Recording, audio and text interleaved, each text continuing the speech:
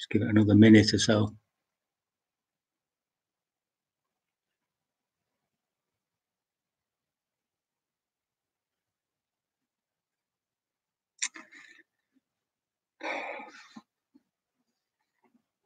Very good. So I'll begin. Namo tassa bhagavato arahato samma sambuddhassa. Namo tassa bhagavato arahato samma sambuddhassa. Namo tassa bhagavato arahato samma sambuddhassa. Homage to the Buddha, the blessed, noble, and fully self-awakened one.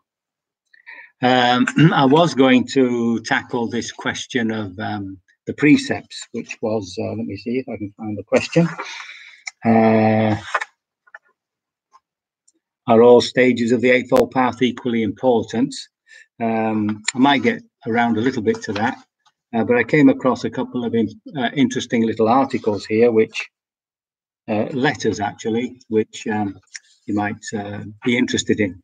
So this one is written by a man called Darrell Davis from Denbighshire, and he says, as well as being 66 and in poor health, I also have 3 sisters in the at-risk category for coronavirus. I therefore feel qualified to say this. We are demolishing our economy and small businesses and wasting many billions of pounds to protect an at-risk category comprising about 1% of the population.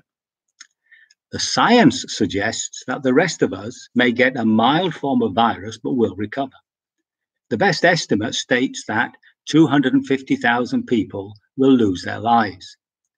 This accounts for less than 0.5% of the population. You see where he's going at? This is extremely sad and awful for those affected, but while governments should be caring, they must also be pragmatic. Many of these people, including myself, will succumb to something else in the next few years. How can we justify the impact of this path? We're spending effectively 1.2 million per expected death on people whose life will be taken soon anyway.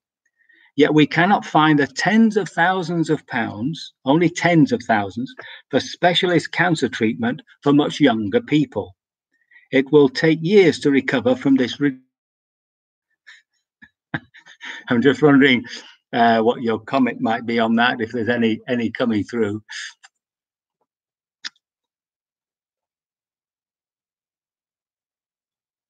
Just while you're thinking about that, there's somebody replied to an article that the journalist Matthew Paris had written. He appears to feel that younger citizens should be allowed to continue their lives almost as normal, and that over 70s should be sacrificed. Say no. I suggest he completely misses the point. If the over 70s contract the virus, they will obviously take up valuable capacity in the NHS. However, without some restrictions on the less vulnerable, the very nature of their lifestyles is likely to spread the disease, infecting a high percentage of the population, young and low. As a member of the over 70s group, I realize that we are more expendable. The facts, however, are that without restrictions on everyone, the consequences for the country could be catastrophic for us all. So you have an opposite view there. Actually, when I looked at the death toll for coronavirus, most of them are over 75. See, so I'm all right. I'm only 73. Just see if there's any. Indifference is the near enemy of equanimity. Oh, that's good. Yeah. It reminds me of Boris Johnson beginning. Yes, that's right. That was the herd immunity business. Yeah, let's everybody have it, and then eventually everybody's okay. Yes, young people are dying. That's true. It's very occasional, though. It's not the same rate as the old. And then it says people are living to 100 nowadays. That's true enough. He reckons somebody reckons that this elderly man who's saying that they should expect they should allow over 70s to get ill. not compassionate. Yeah, that's right. That was the one young boy I read of, this young boy in Brixton who died yesterday. He's only 13.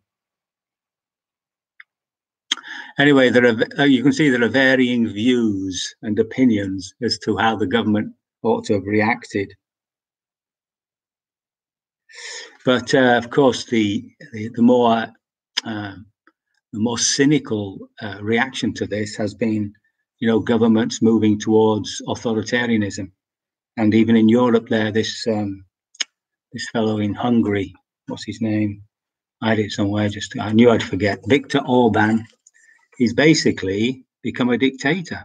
He can govern now without any restriction on his authority, or in fact any criticism. You can get to jail for 5 years if you don't agree with what they're doing or write about it. And it's interesting because, we thought the EU, Brussels, was all powerful. But actually, when it comes down to nation states, they eventually can do what they want. You can't do anything about it. Of course, it's a very small country, Hungary, and they're absolutely paranoid about being swamped by immigrants, I did hear a funny story, though.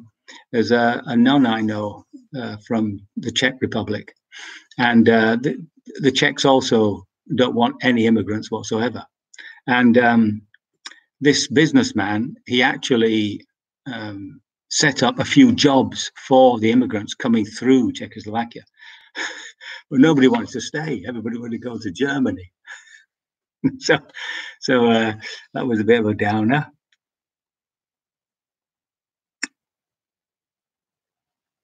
See anything else? Oh yes, a neighbour here celebrated 102nd birthday. He was born in 1918, when the Spanish flu. We're reminded of the Spanish flu in 1918. Oh, somebody's got a husband's friend who is 46 and is critical now, but has no underlying conditions. Bring back Gordon Brown. I don't know what he would have done. So anyway, I thought you'd be interested in that little article. Now, it's of course what this brings up for us is this denial of death. And what do we mean by the denial of death? Everybody knows they're going to die one way or the other. It's not facing it. It's not turning round to find a relationship with death, and that brings about this fear, this running away from it. And you can see that constantly in the way that the society's become so risk averse. It's just become absolutely ridiculous. I came across this when we put the block up. I mean, all the windows that look out from a height, you can't open more than 6 or 7 inches, just in case somebody jumps out of them. Well, I mean, that's all very fair, but I mean, it's like a meditation center. And I was arguing to them that these rules and regulations are not statutory; they're advice, and you're supposed to safeguard a building according to the purpose of it. So obviously, if you had children, then you put up all sorts of necessary safeguards. But I told him that we were completely sane meditators, 100%. Not a single person comes here who's suicidal or anything like that. I said. Anyway, he was a young fellow and he wasn't going to take any chances. But on that point, and this ability of this fear of death, there was just to show you a difference in the way people have reacted. Way back in the 80s, when I was at the Birmingham Buddhist Vihara, we laid a new path from the door to the gate, and very stupidly lay a pavement on top of another. So that was about a gap of a couple of inches, that's all.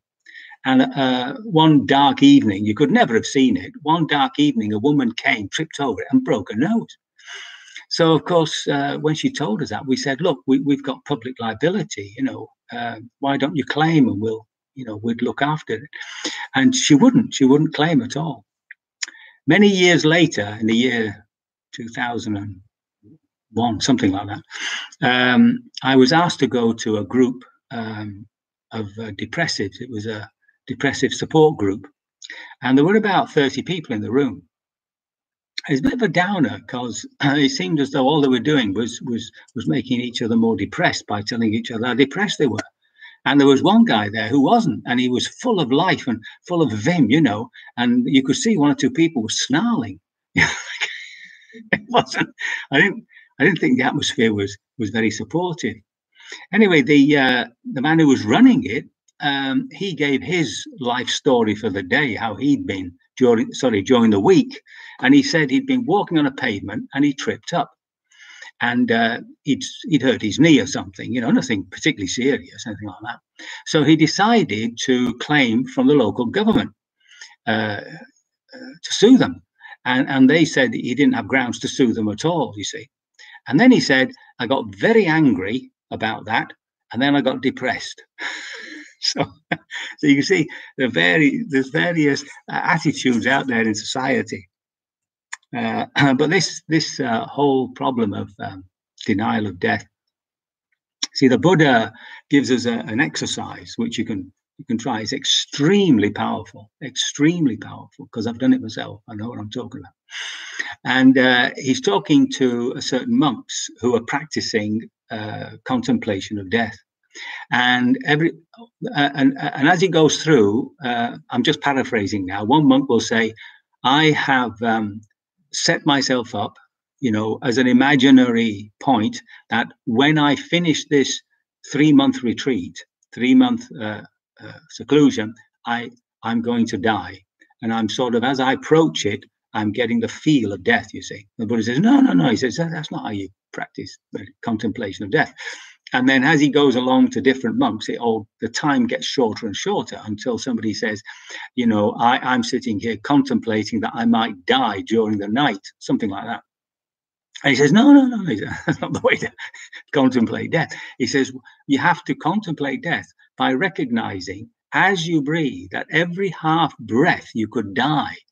Right? You've got to bring it right up in front of your face. You've got to really recognize that, we're on a tightrope and that you can fall off any moment, any time.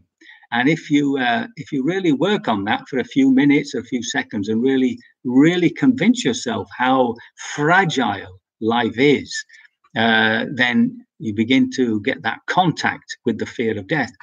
Now, this fear of death is a measure, of course, of our deluded self. I mean, that's what it is. The Buddha would not have had any fear of death. In fact, there are various, 1 or 2 tales of the arahats who died, and they died quite peacefully. Perhaps the most dramatic one was a man called Dabba from who was a Malayan local ethnic group just north of the Ganges plain, and he had certain abilities, and one of them you'll all know from E.T. He had a control, it seems, over the fire element, over heat, and he could shine.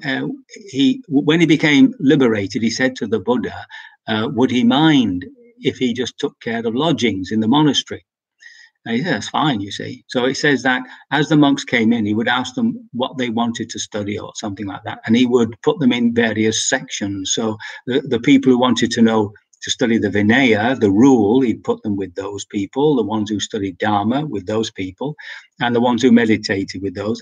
And he would put the athletic ones on another side, which is just a nice way of saying that they're just messing about. And he could, if they came late at night, he could show them the way to their lodgings by the light at the end of his finger.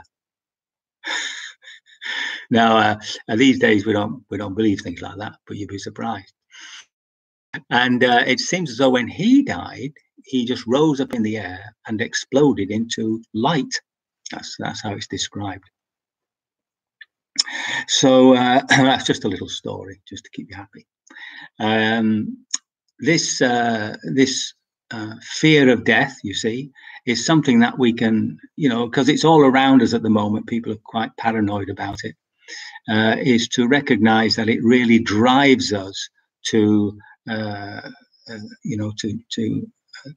paranoia, to unrealistic fears. I mean, here in Shropshire, there's only about, I think it was about 200 cases. In Powys, I think it's about the same. So although we have to be careful, it's really getting in touch with that sense of fear, the fear of death. It's a really good time to do it, especially if you're living in places where there's quite a lot of cases, like London, Birmingham, Manchester, places like that. And that's what you do. You just sit there and you breathe and you just keep saying, in one way or the other, death can come now. Breathing out, death can come now. It's just getting used to the fear of death. And now the problem isn't the fear of death itself, it's the fear of fear. That's what's causing the paranoia, it's what causes the panic.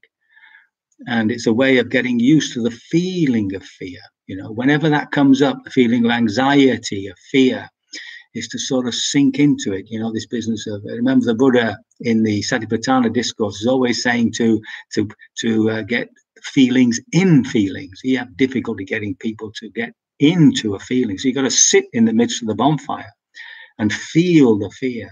See, feel the fear. And what you're doing is you're accustoming yourself to the fear.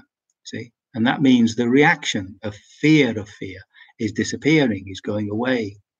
And when that comes, you see, you can ask yourself, well, if I no longer fear fear, what's going to frighten me? And then eventually, of course, this is end game, of course, that fear disappears entirely, because the fear is based on the delusion of thinking that we actually are this psychophysical organism. We're just this organism. But the Buddha's quite clear that there's something in us which transcends it. So have a go at that and see how you get on. You can drop me an email, all right, if you think it's been worthwhile. But I myself found it a very powerful meditation, contemplation. Very good.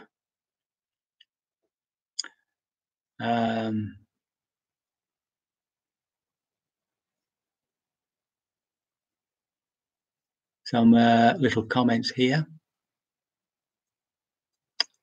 In the animal world, the weakest are left to die.